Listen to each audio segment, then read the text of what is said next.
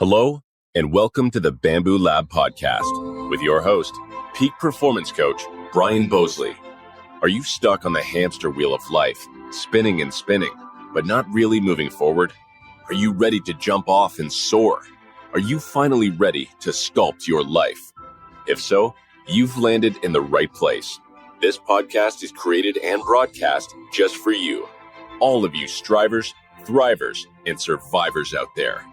If you'd like to learn more about Brian and the Bamboo Lab, feel free to reach out to explore your true peak level at www.bamboolab3.com. Welcome, everyone, to this week's episode of the Bamboo Lab podcast. As always, I'm your host, Brian. Today, we have a very, very amazing guest on. Was introduced to him through his publisher, I believe, but he can correct that if I'm wrong when I introduce him. But we have David Weill on today. And before I introduce him, I'm going to share a little bit about David. David is the former director of the Center for Advanced Lung Disease and Heart Lung Transplant program at Stanford University Medical Center. He is currently the principal of the Weill Consulting Group, which focuses on improving the delivery of pulmonary, ICU, and transplant care. This guy has got some credentials out there. He has appeared in the Wall Street Journal, USA Today, Newsweek, the Chicago Tribune, the Washington Post, The Hill, and the Los Angeles Times. He has also appeared on Fox, CNN, and the New York Times, the San Francisco Chronicle, and the Wall Street Journal. And folks, he's got 2 books out there, and I'm going to include links to these both on the show notes. I'm going to ask you to please click on these and check them out. His first is a memoir. It's titled Exhale, Hope, Healing, and a Life in Transplant. It was published in May of 2021, and his newest one is his debut novel titled All That Really Matters, was recently just published July 11th of 2024. David divides his time between New Orleans and Alice Beach, Florida, with his wife Jackie, their 2 daughters Hannah and Ava, and their dogs Lucy and Franny. David, my friend, welcome to the Bamboo Lab podcast. Thank you so much for having me, Brian. I appreciate it. Well, did I get that right, that Wes is your publisher? Editor? Yes. Okay. Wes is actually the publicist. The publisher is Rare Bird. Yep. Okay. He is very easy to work with, by the way. So shout out to you, Wes. He does a great job. Yep. Well, great. So, this is interesting, David. As I mentioned to you before we started recording, usually I do a pre-chat or interview with my guests, but we didn't this time. So I'm just getting to know you along with the Bamboo Pack members out there. So can you please share with us a little bit about yourself, your childhood, where you grew up, your family, who or what inspired you growing up? Sure. I grew up in New Orleans, Louisiana, and I am the son of a nurse and a doctor. Okay. And I was around medicine all of my life growing up and started working in hospitals when I was 15. I always wanted to be a doctor. I was one of those kids and feel very comfortable in the hospital setting. And in fact, it inspires a lot of things I write about, the emotional part of what I write about mostly, because these places are so rich in terms of emotion and drama and the profound lessons we learn. I went on to get my medical degree and then had a long career in the lung transplant business. And I mostly spent it at Stanford in California. So I spent most of my career on the West Coast. And I've now recently returned home to open up a transplant consulting business in New Orleans where we have clients nationally and internationally. And we help transplant programs that are underperforming. So I'm more a coach than quarterback these days. And as you alluded to, I also write books. I've had 2 now published, and I'm working on a 3rd one. So that's me in a nutshell. When is that 3rd book coming out? It looks like it's going to be the fall of 2025. Okay.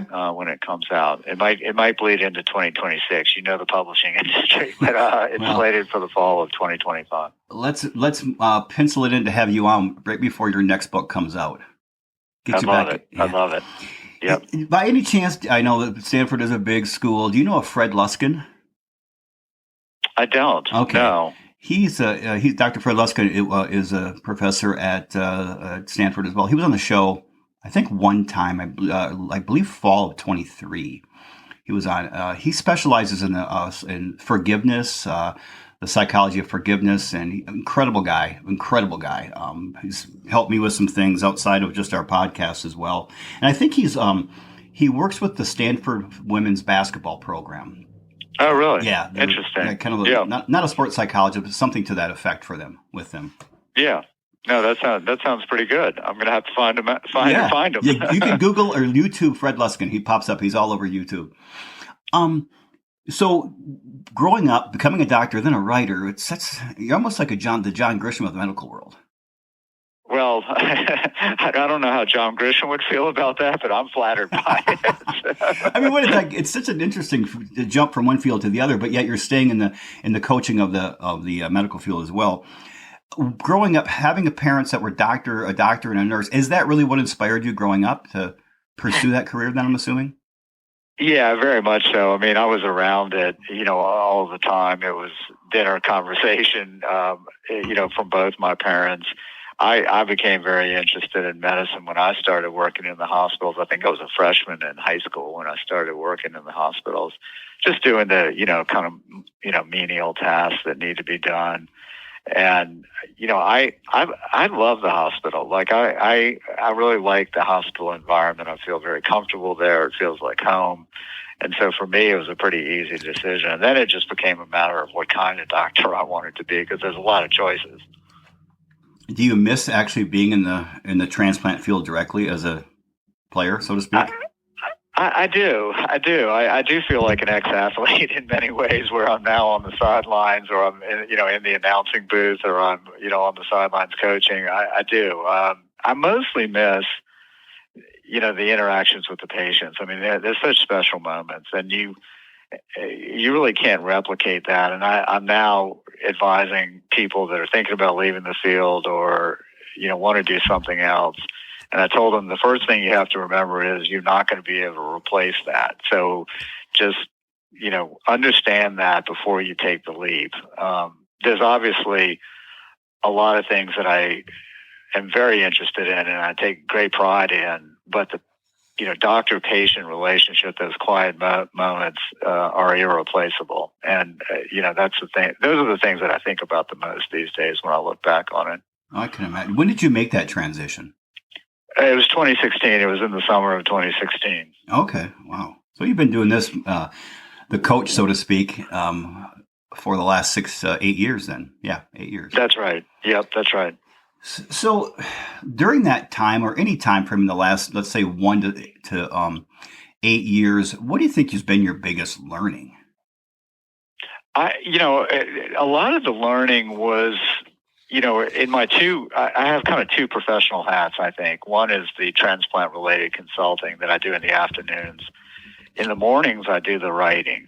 And I think both have been a real lesson. I thought I knew a lot about transplant, and then I go to other programs and I have to understand what's going on, quickly understand what's going on in a place that I've never set foot in. And so I think that was a learning curve, but I've gotten better and better at figuring out what's going on in a hospital, even if I don't work in that hospital. And then also, in the mornings, the writing part of it, it's not only figuring out how to write, which is hard enough, but also the publishing industry is difficult. It's hard to understand it sometimes. It's got its own rhythm to it. And I have learned quite a bit about it, I think, in the last several years, but I'm sure I have a lot more to learn. Now, is it when you went from both your transplant related consultancy as well as writing, are they two different parts of your brain, or is there some kind of connection there as far as you can, they don't seem related to me. No, they're really not, other than, and this has been true my entire career in transplantation, I find it such a rich environment. It's almost like healthcare on steroids. All the issues within healthcare, whether they're ethics, morality, you name it, interpersonal relationships, all of them get concentrated, I think, in transplantation because it's such an intense field of medicine. Right. So I think when I work in the consulting area in transplant, I see things that jog something in me to write about. So I think it gives me a lot of material to write about. It is what I'm interested in. My next book's not going to be about transplant at all, but nonetheless, I think that it has provided me a lot of good material, and a lot of the characters in my novel, for instance, come directly from people I've met or combinations of people that I've met. Well, like you said, in the hospital field, in the medical field, there's so much drama involved. And really, that's one of the more dramatic places you can work or be involved in. So that must pull a lot of that out for your character development. You can really describe it from a level of not 10,000 feet, but from ground level. Yeah, I think I have an understanding of it. It's interesting how it's always been interesting to me how the lay public has gravitated toward TV programs that are based in hospitals. It was MASH. I mean, this is how old I am. It was MASH when I was younger, St. Elsewhere, ER, Grey's Anatomy. These are all hospital-based shows, and the lay public seems interested in them. Now, I don't think some of those shows are particularly realistic to what really happened. So one of the goals that I had when I was setting up fictional characters in a fictional setting was to make it actually very much like the real thing, and I hope I did that. Well, I always liked the TV show House. Yeah, that's another one. Yeah, I didn't think that one was based on much reality, though. I think that's also true. It's pretty fictionalized, but I did like his style a little bit. I thought he was a pretty interesting character.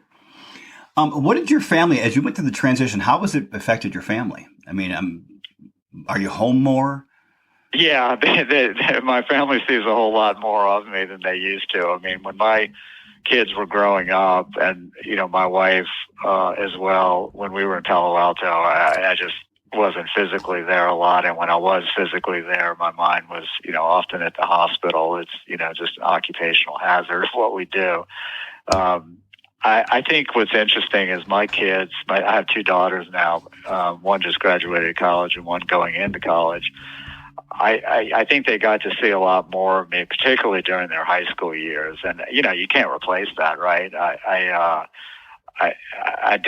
don't want to even think about whether or not I would have been the same kind of father if I had still been in the transplant arena, just because I wouldn't be around very much. So one of the benefits of this career shift has been from a family standpoint, it's been a home run. I bet. So is it Hannah that just graduated college? She did. Wonderful. Yeah. What's her next step? She's actually in the workforce now. She's in the communications area and is out there working. Good for her. How about Ava? Where's she? What's she going to master? She's actually she wants to be a journalist. So she her dreams are to be to go to college and then go to journalism school, which I'm all for. We need more. Yeah, we need good ones. Yeah, we need objective journalists out there. Yes, we do. Good for you, man. You and Jackie must be proud. We are. We're thrilled with both of them. They're good kids. Oh, well, are they fairly close to you and Jackie? Yeah, they really are. We have been blessed in that way. I mean, we have a close-knit family. My two daughters get along with one another, which is gratifying, and we all get along well and really enjoy being with each other. These are things that I don't take for granted, because it doesn't have to be that way, right?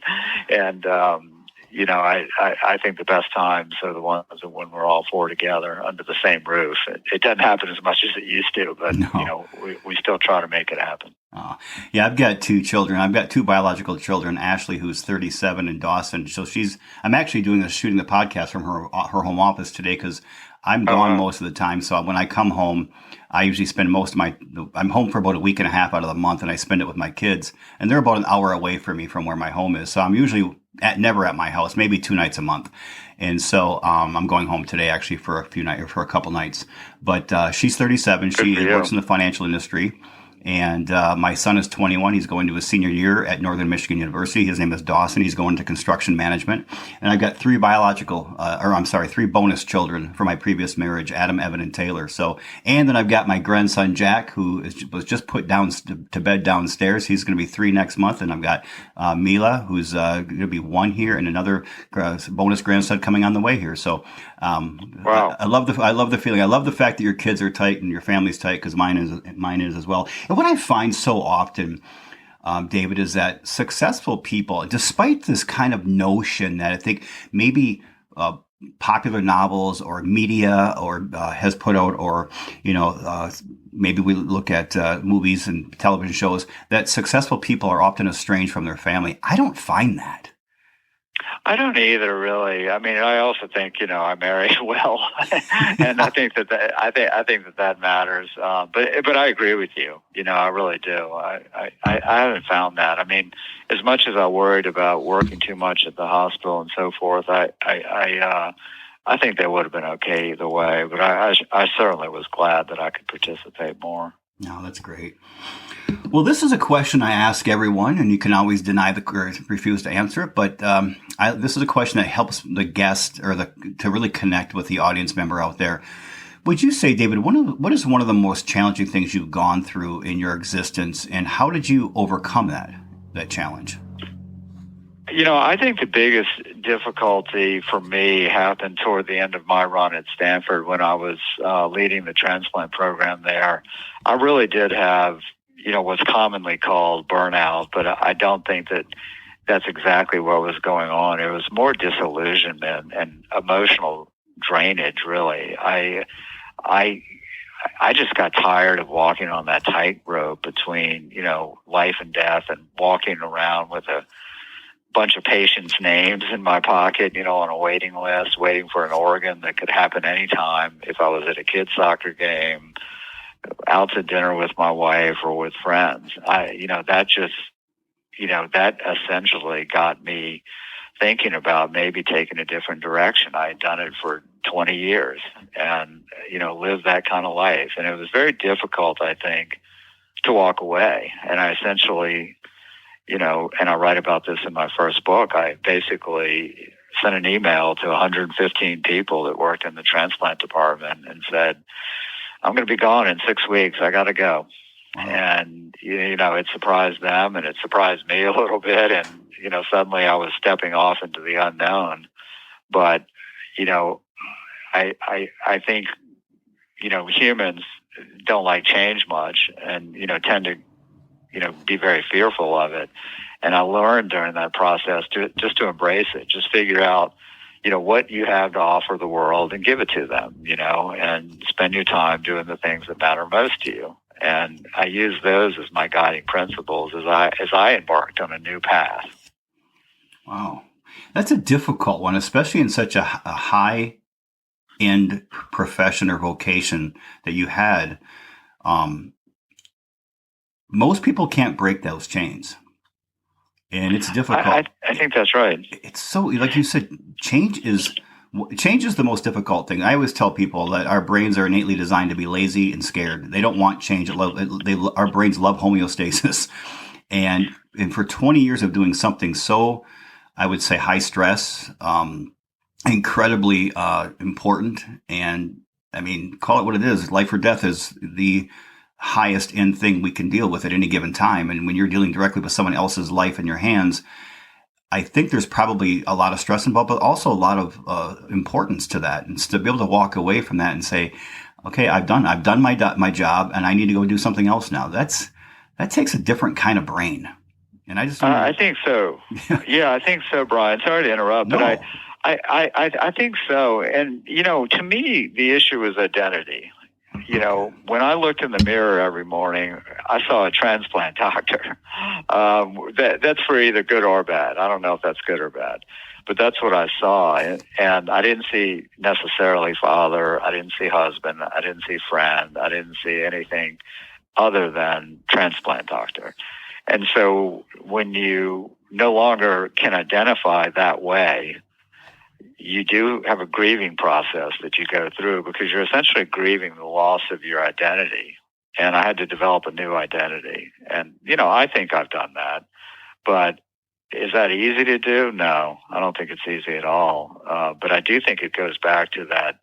How do we look at ourselves when we look in the mirror, And I had to figure out a new way to self-identify, which was an interesting process. What you just said, how do we look at ourselves when we look in the mirror? There's something that I believe, David, as I tell my clients and I tell myself, quite frankly, every morning, that when I put my feet on the end of the side of my bed every morning, I identify either consciously or subconsciously as something, as a lot of things, good father, bad father, lazy, productive, or, healthy, unhealthy. There's so many ways we identify. And I believe that how we identify consciously or subconsciously determines just about everything we think, see, feel, and do throughout the day. And even the words we say to other people, how we communicate with others. And to be able to change that identification is a process for people. It really is. And I think there's no more important thing. There was a quote, and I've quoted this on this podcast probably 14, 15 times in the last 2.5 years. It was my favorite quote. It's by Michelangelo when he was asked how he painted or he sculpted this angel outside this cathedral. He said, "I simply saw the angel in the marble and I sculpted until I set him free." And I do believe deep inside of us, we all have that, what I call a true peak identity. It's something that we truly are inside. It's not our job. It's not our vocation. It's something that's pure inside of us. And we can sculpt away all that excess marble. We find it. And then when we find that purity in us, that actual true source of energy, then we can really explore life, whether it's being a transplant doctor, whether it's being an author, whether it's being a parent. We can use that energy source to be the best at whatever we do. But we do over time. I mean, I've changed my identity, it seems like 12 times in the last, 28 years since I've started consulting. And sometimes not for the best. I've realized, that's not really my identity either. And I've tried to form this, but when I got down to the core of who I really am, of really what I offer to the world, and said, okay, that's what you offer. You offer the world the ability to strive, to be their best, to show love and respect to others, and to live purposely. Then I can say, okay, now I can do that everywhere, whether it's as a consultant, a podcaster, a speaker, writer, father, grandfather, friend, son, whatever it might be. And that's exactly what you've done. You've kind of re-identified who you are, and now you've spawned it off to other areas, consultancy, obviously being closer to your children the last 8 years, writing now. So that's a very big challenge for people to go through. Trust me, I've been working with clients on trying to do this now for 15 years, and it's one of the biggest things that I fight and have to push with my clients until they finally break through. So kudos to you. Yeah, I think there's a real need out there. I mean, I think you're right on in doing this kind of work, because I do think there's a real need out there. You've got a lot of people that feel stuck in whatever they're doing and sometimes not happy, and they just can't see the other possibilities that are out there. Since my first book came out, I get a lot of calls from healthcare workers, doctors and nurses who want out, unfortunately, and they're having difficulty imagining what the next step is for them. They can't see it, and not only can't they see it, they're afraid to take it. And I think you're right to try to help people through that process, because I really feel like a more complete human being. I know that sounds kind of Hallmark card-ish, but I really do feel more complete now than just sort of, I'm a transplant doctor, and that's about it. Not that that's nothing, but that's it. I feel like I've got more to me now than I did before. And like you said, and the family's much more appreciative too. Yep, for sure. That's wonderful. That's such a cool story. Is there a piece of advice you would give to someone out there who's listening right now, who is in a career or vocation or even a stage in their life that they might hate or they might like, but they just feel it's not the right one for them from this stage forward in their lives? Or maybe they just they feel like they need to do something else, but they feel afraid to make that leap. Yeah, I do. I actually did something pretty simple when I was thinking about leaving Stanford. I was in my office late one night, and I got out a legal pad. I'm a scribbler by nature, and I got out a legal pad, and I said, I kind of divided it up into 4 quadrants, and basically said, on the upper right-hand corner, things you're good at and like to do, and I made a list of those. Things you're good at and you don't like to do. Things you're bad at and you don't like to do.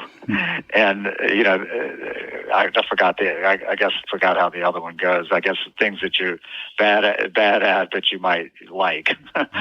So basically I tried to, the point of the story is I tried to and I still try to do this. I try to group the things that I do, the activities that I do, the way I spend my time, which is our most precious resource, into things that I'm good at and I like to do.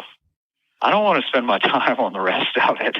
It's a waste of time. I want to do the things that I like to do, and I want to do the things that I feel like I'm good at. And I want to stop doing the other things. And that was kind of my guiding principle about what I wanted to do next. I thought I had something to offer transplant programs in terms of building them and, helping them perform better. Okay, I'm good at that and I like it. Fantastic. What about writing? I was willing to work at it. I was good enough at it. I wasn't great at it, but was willing to work at it, and I like it. That goes in there too. And then when in the personal life, want to be there for my kids, want to be there for my wife. And so I started grouping things in that way.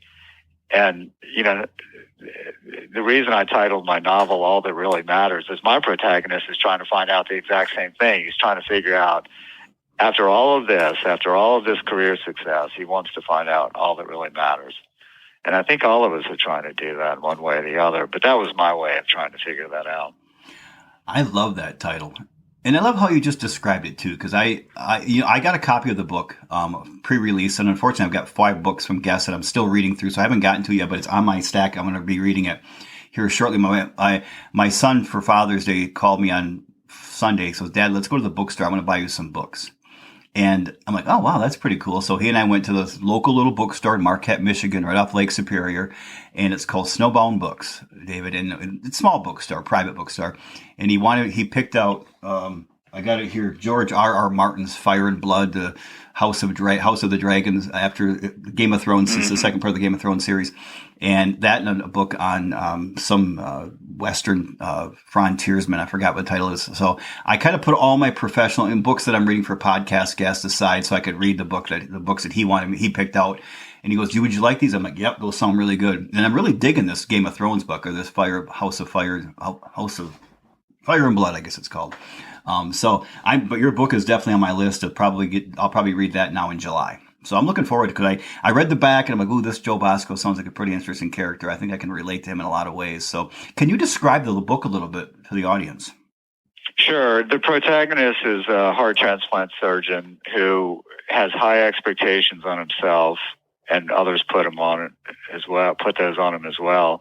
He has a steep rise in his career, and then he gets himself into trouble. He starts reading his own press and starts developing a godlike syndrome, and that gets people into trouble. I saw it in my own career. And I think that the story is really about one of sacrifice and loss and redemption. And it's a love story in many ways, because the people that are affected most that go through these kind of experiences are not necessarily the person going through it, but those around him. And so Dr. Joe Bosco, the name of my protagonist, has difficulties with his main love interest, the most important person in his life, because of the way he approached his work. And I let that kind of unfold as the novel goes on. And I think,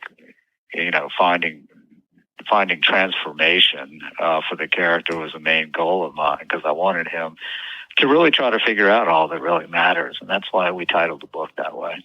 I like that a lot. So, folks, please click on the link in the show notes to check out David's book, All That Really Matters. Again, I said it's on Amazon, 4.8 stars, and I look at that right away, stars and reviews. And I have the book back at my house, and I read the back, and it's one of those books, and I was like 2 books behind at the time. I thought, okay, I got to hurry through the current book I'm reading for a guest I had on 2 weeks ago, and another book that I had in line. But I didn't get to it yet, but I'm going to. But it's definitely, it reminded me a lot, probably because, David, you came from the medical field and wrote a book about the medical field. It reminded me of kind of a John Grisham, but probably more, John Grisham's book are more, they seem to be more, I like them. I've read a few of them. They're very scripted. I mean, if you read one, you've read them all. This one I felt like I could probably connect with, especially with the idea of, sacrifice, loss, and redemption, because we can all relate to that. And I think that, don't you find that I read a lot of nonfiction books, philosophy, psychology, self-help, biographies, and I connect with those a lot, biographies especially. But when I read a novel, a fictional novel that has characters and a plot that I connect with, I oftentimes learn more from them than I do from a book that's nonfiction, even on the same subject. Yeah, yeah, I think that's right. I mean, I'm very interested in how we learn through fiction, and I think in medicine in particular, a lot can be said in fiction that, frankly, you're unable to say in nonfiction for fear of offending somebody or getting the details wrong or whatever.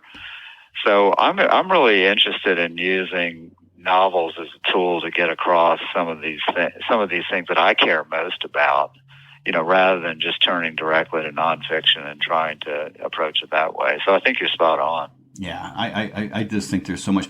My brother taught me to read the newspaper when I was roughly 3.5 years old. I could read it. I couldn't really comprehend, but my brother was an avid reader and taught me to read. So I've been reading all my life, and my children are avid readers. But they've taken breaks. My daughter now has she's got a career and she's got her 3-year-old son, and she and her husband are busy, but she still reads. My son Dawson has read most of his life.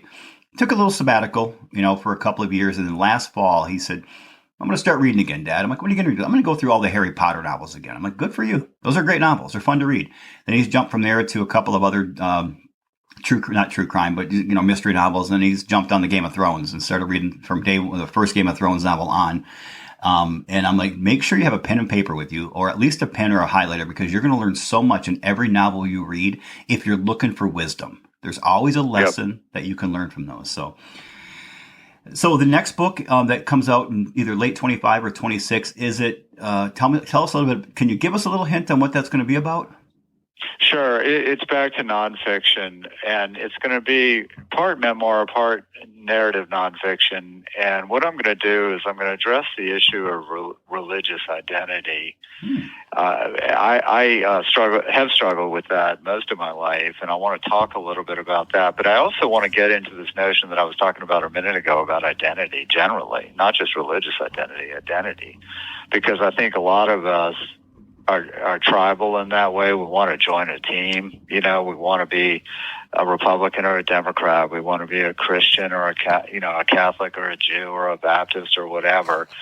That interests me about how we use these tools to self-identify. And I'm going to dig into that using a little bit about my own past experience.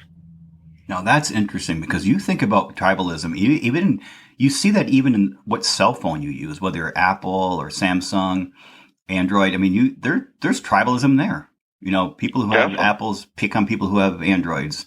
People who have Androids pick on people who have Apple. I mean, it's just we do tend to segment ourselves and society in such microscopic, macro and micro levels.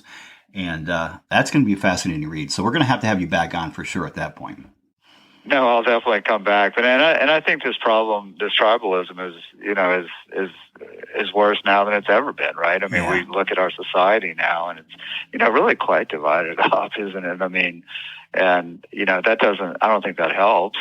I think it's hurting society, in so many ways that I don't think I have to describe those. And I'm just interested in the subject, and that's one thing about writing books is you have to be really interested in it. You spend 3 years or so with it, so you have to be really interested in it. Well, on that note, I've noticed myself in the past 5 years, and I'll openly admit this, and I'm working on it.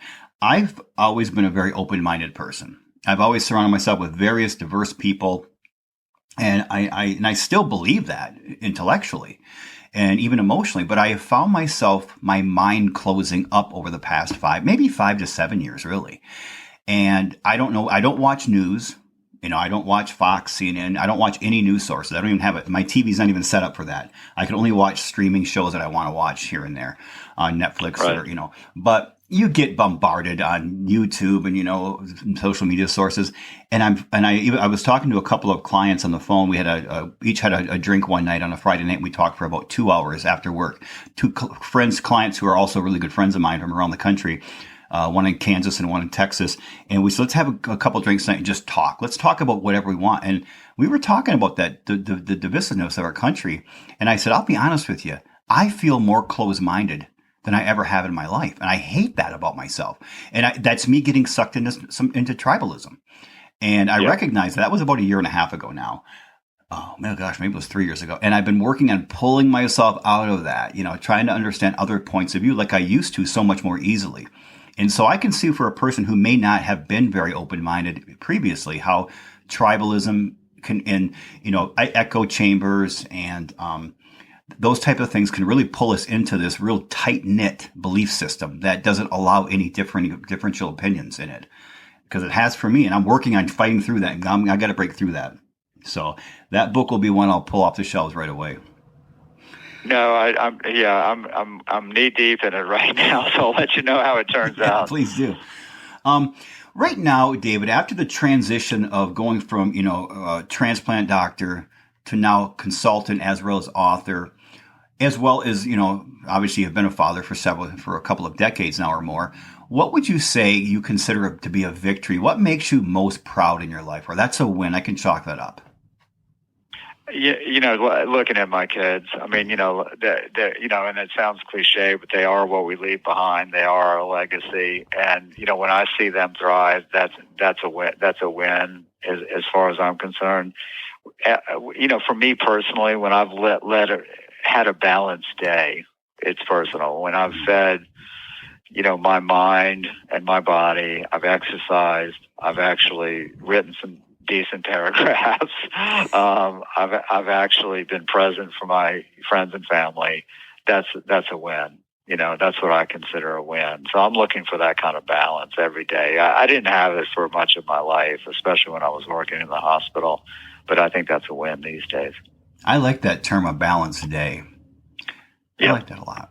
Because you can have a day with a family, which is great, but you can't do that every day. You have to also produce. You have to write. You have to, you have to take care of your body and your mind. And if you do one too far or the other and you become imbalanced, it's a sense of loss of control. For me anyway, I feel like I don't have control anymore. One of the things I did, David, maybe 10 years ago, I was feeling like I was losing control. And I was imbalanced. And so I put together a thing I call a CLR, Conscious Living Reminder. And it's just, all it is a spreadsheet. But I print it out every month, and it's all the things that I want to do on a daily or weekly basis to keep balance, from how many times I contact my mother, my children, my siblings, how much protein I put in my body, how much exercise, right down to all these things that kind of make me holistic. And I have to do cardio a minimum of 4 times a week. Lift weights a minimum of 3, stretch a minimum of 4, and how many ounces of protein I put in my body, and I track that. And then at the end of the week, I don't have to have them all done, but I have to have 70 or 80% of them done. And so sometimes I don't contact my mom 7 times. I contact her 6 times that week. But then maybe I do a little extra protein or a little extra exercise that week. So it just keeps me in focus of really what matters to me.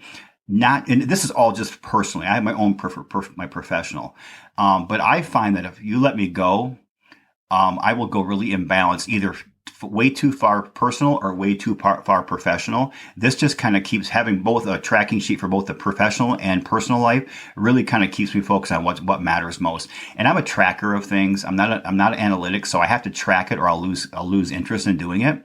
And that really helps me a lot to, like you said, a balanced day. And they're not all balanced, trust me, but they're a lot more balanced than they were prior to my CLR discovery. And that's good. It's just a little bit better than yesterday, right? Is what you're really looking for, Not perfect, just better. Progress over perfection. That's right. Exactly. So, David, if I could come down to New Orleans right now, or as you say, New Orleans, as you told me that's how you pronounce it down there, but I can't get that. I can't do that. Is it Nolans? New Orleans. New Orleans. All right. Okay. It's not New easy. Orleans. No, it's not. It's definitely not New Orleans. That means you're from out of town. I remember when I was out in Portland, Oregon. Oh my gosh, now 25 years ago, I was out there for 7 months working. And when I got out there, I'm like, it's really good to be here. This is my first time in Oregon. They're like, dude, you say that one more time, we're going to kick you back to Michigan. So it's, right. And I still hear people say Oregon all the time. if I could fly down there today with my time machine, and we could sit back and you could pick a time in your life, whether you're maybe 18 or 30, or maybe it was when you made the transition, whatever it is, pick a time in your previous life, and we could go back there and you could talk to your former younger self. And I would just sit idly on the sidelines listening. What pieces of advice or words of wisdoms or recipe for life success would you give your younger former self? Don't be so hard on yourself. That's all. I mean, don't expect so much of yourself. You're a human being, just like the rest of the humans on the planet. You know, if you're tired one day, you don't have to exercise. If you need to go home from work a little bit early, go home. You know, I think I have to guard against expecting too much out of myself. That's my main, Achilles heel. And so I would tell that younger person, give yourself a break. Okay, so I want to reach out to the Bamboo Pack audience member out there right now who has been giving him or herself a lot of a hard time, who's been really hard on yourself, who has extremely high expectations on a consistent basis. You just heard David Weill, transplant doctor, consultant now, and author, say to himself, don't be too hard on yourself. If you need to not go home early on a given day, do it. If you need to not exercise that day, don't do it. You're a human being just like the rest of us. And as a guest of mine that I had on yesterday that will be airing soon, she said, aren't we all just walking each other home? I mean, that's kind of what we're doing. We're all each walking each other home. We're all walking side by side. And no matter who you think, if you looked at David's profile and you see his credentials and his resume, you would think this is a guy who would never say something like that. But we all go through phases where we just have too high of expectations. I'm very hard on myself in my head. People might not see that because I can be fairly happy-go-lucky at times, but I'm pretty hard on myself inside. I shame myself a lot. I feel guilty if I don't do something. And so we all go through that. Give yourself a break. Don't be so hard on you. I love that. I love that one. Well, what's next for you? I mean, you're writing the book. Any other big things in you or your family's lives? Main thing is get one daughter off to college, get one settled in the workforce. Jackie and I are going to learn what life is like without the kids at home, and we'll see what next adventure comes out of that. I'm going to keep writing my books as long as somebody wants to read them, and keep doing my work. Well, it's a privilege. You guys are empty nesters now, or soon to be. Yeah, soon to be, August. What do you think that's going to be like, David? I don't know. I suspect it's going to be great for my marriage. I think it's going to bring us closer together. It's going to give us a certain amount of freedom, but we're also going to, go through that process that I think every parent goes through when their kids leave the house. Is we grieve they're leaving, and we don't get to see them as much. But I think what I think is great about today's world is how connected you can still be to one another, but without being physically in the same location. I think that's a great thing that these devices provide for us. So I'm looking forward to it. I really am. And I also, I think it's great from, my daughters. I mean, they get to actually experience the things that I experience, go out there and do the things without fear. And that's what I really want for them. I want them to live without fear. Live without fear. Wow. That's interesting. Live without fear. I have another question for you then. I'm going to add, this is an additional question. Talking about fear, if right now we could wave a magic wand, David, and eliminate right now all of your irrational fears for the next 7 days, what would you do differently in the next week? If we could just say no more irrational fears, what would you do differently during that 7-day period? I don't know that I would do anything differently. I would think differently. I think fear is paralyzing, and I think what happens is it clutters your mind up. It takes too much of your brain real estate. If I'm worried about something or fearful that something might happen while I'm trying to write something, and the two are incompatible. And so I think the best thing about living a life without fear is letting your brain empty that precious real estate, let it have what it's supposed to do back. And I think that's the main thing. I'm lucky enough now where I pretty much get to do whatever I want on a day-to-day basis. I mean, it's a privilege, it's not, I'm lucky. I mean, not many people have that, but what I think is the best thing is when you get rid of all those nagging thoughts that you have, and you can actually live a life that isn't obsessed with things that might or could happen, and usually don't. Right. Wow. Well, and I think that's an interesting one because a lot of the listeners out there, not all of them, but some of them, they listen in because they're looking for hope. They're looking for inspiration. They're looking for some, life wisdom and guidance. And, I would think with that, a lot of them have fear, and fear is holding them back. I know there are times in my life when I deal with fear and I have to, calm it down and ask myself, is it rational, irrational? And what I've always learned, and I could be wrong on this, but I've heard many times in my research or readings that we are born primarily with two fears: fear of loud noises and fear of falling. And most other fears that we acquire over the course of our lifetime are completely irrational. Fear of public speaking, fear of asking somebody on a date, fear of speaking up in a meeting, all the things that a lot of people fear about or are afraid of.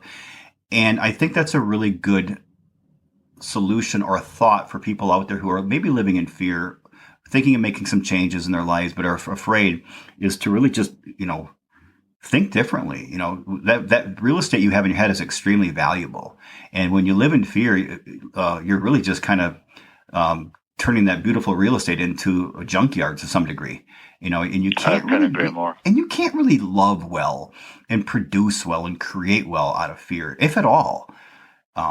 Because it's such a noose, it's such a weight around our neck, and it's like driving with your emergency brake on.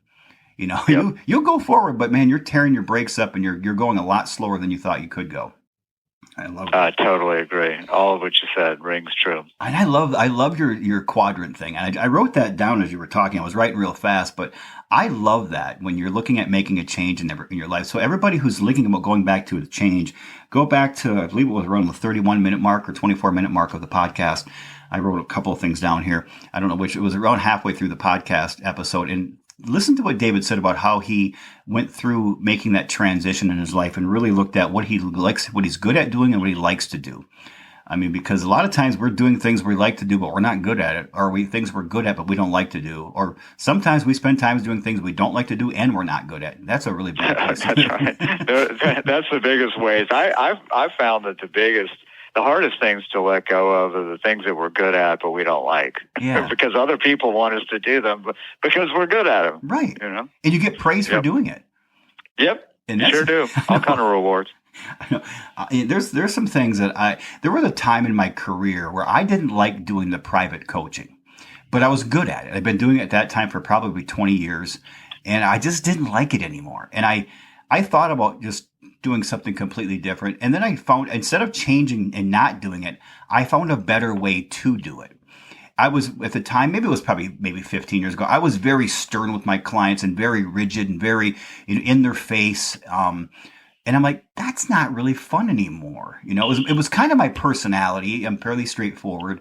And I said, let's just be nice to my clients, inspire them. Don't scare them anymore. Right. Try that on. Right. And I'm like, okay, so I changed my style, and now I have great conversations where a lot of my clients one of my clients, I've met him one time literally in the past 27 years. We've been friends for 26 years. He is one of my best friends. We text consistently 3 or 4 times a week. We talk on the phone quite a bit. Every conversation is, I love you, brother, even though we've only met face to face one time. He's out of Dallas, Texas. Actually, Flower Mound, Texas. So I'll shout this one out to Dave Dick out there. I know he's listening. But that getting to really get to know my clients, I'm like, I like it a lot better. I love doing it now. So, yeah. So David, as we wrap up, is there any question that I didn't ask that you wish I would have, or any final message or messages you'd like to leave with those Bamboo Pack members out there? You asked me a lot of insightful questions, but I just encourage the group, as much as you can, as hard as it is with today's distractions, really to focus on the things that really matter to you. Try to get rid of the rest of it if you can. Yeah, perfect. So focus on what matters and do the best you can to get rid of the rest. Because it's that rest that's holding us back from really enjoying what matters most of the time. I think that's right. And if you can't get rid of it, make the best of it anyway. Yep. Well, Dave, do you have a few minutes afterward we can talk after we sign off? Absolutely. Wonderful. Well, David, this was better than I expected. I'm so glad Wes reached out to me a few weeks ago to get us together. We're going to do this again. We'll definitely do it when you're as you're right before your next book is released, or if we want to maybe do it again. You have a lot in there. Maybe you want to share some insight in a year or so before the book even gets published again. So with you doing the research you're doing in this transition of becoming an empty nester, which I can tell you from experience is harder than I expected, empty nesting. Yeah. So you and Jackie might, but you are true. One thing I have seen from my friends, and I'm single, so I didn't experience it with a partner, but my friends who go through the empty nests, they do tend to get closer. They do. Yeah. But being single when Dawson left for college was a dark time for me. But you know what? It's gotten really great now. So, but anyway, maybe we can even talk about empty nest syndrome. I haven't had anybody talk on that subject who's going through it. So we'll be back to get together again anyway, is what I mean. I hope so. That'd be great. All right.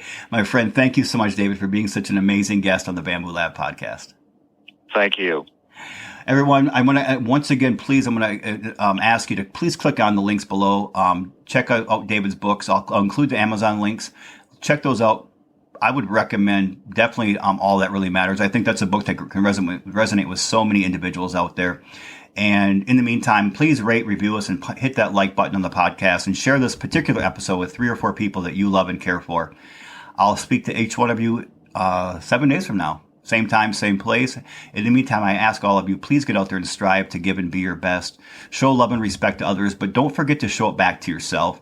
And please live purposely, consciously, and intentionally. I appreciate each and every single one of you. Until next time.